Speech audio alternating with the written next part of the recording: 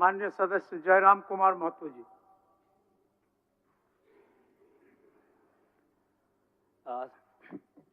सबसे पहले परम श्रद्धेय आदरणीय अध्यक्ष महोदय को आज सदन का अध्यक्ष चुने जाने के लिए बहुत बहुत बधाई, असंख्य शुभकामनाएं।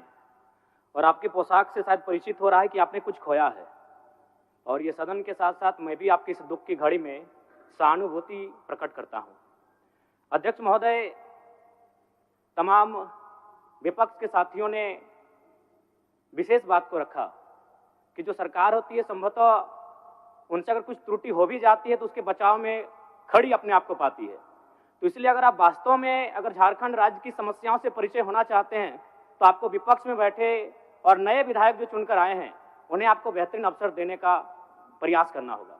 अध्यक्ष महोदय, अगर आपकी व्यक्तिगत बात कही जाए तो आपकी कुशलता की, आपकी योग्यता की, आपकी निपुणता की पूरा राज्य प्रशंसा करता है, लेकिन हमें लगता है कि अपने व्यक्तिगत विषयों से हटकर हमें आज राज्य के जो ज्वलंत मुद्दे हैं उन पर भी अपने ध्यान आकृष्ट करने की आवश्यकता है। अध्यक्ष महोदय, मैं झारखंड लोकतांत्रिक क्रांतिकारी मोर्चा अपने पूरे संगठन की ओर से आपको बधाई देता हूं और आपसे विशेष मांग करता हूं, चूंकि मैं जिन परिस्थितियों से यहां से चुनकर आया हूं, कहीं ना कहीं राज्य के शोषित वंचित लोगों की एक बहुत बड़ी अपेक्षाएं हैं।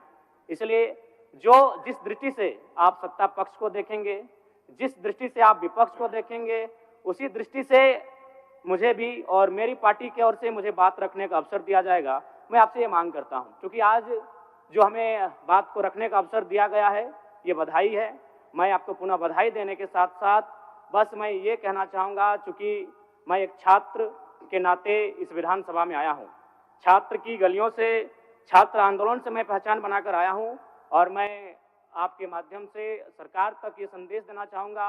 अभी सीजीएल के मामले को लेकर झारखंड के लाखों अभ्यर्थी सड़कों पर हैं। आप सदन से बाहर एक बार उनसे मिले, वो आपके ही बच्चे हैं, इस राज्य के बच्चे हैं, और आप उनको संतुष्ट करें, आप उनसे मिलें, उनसे बातचीत करें और इस समस्या का निदान करने का प्रयास करें।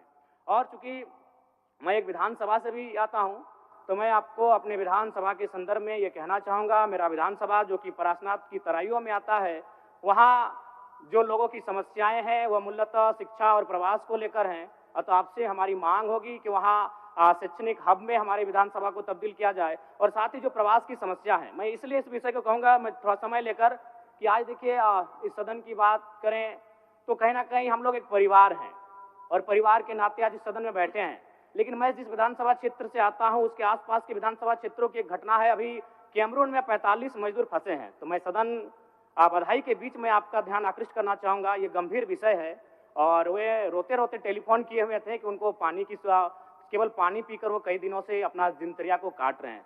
तो मैं आपसे चाहूँगा कि इस विषय को गंभीरतापूर्वक लें और उस दिशा में आगे बढ़ें, और इस राज्य का 24 वर्षों का ये राज्य, उस राज्य को हम लोग आगे कैसे लेकर जाएं, हमारी क्या भूमिका होगी, उसमें सदैव आपके साथ खड़े हैं। पुनः आपसे यही कहेंगे कि हमें समान अवसर दिया जाएगा अपनी बातों को रखने का। बड़ी उम्मीदों के साथ हम लोग यहाँ तक आए हैं। पुनः आपको माननीय अध्यक्ष चुने जाने पर बहुत बहुत बधाई, बहुत बहुत शुभकामनाएं, और साथ ही साथ आपने जो शायद अपने पिता को खोया है, पुनः उसके प्रति हम ढांढस, शोक, संवेदना व्यक्त करते हैं।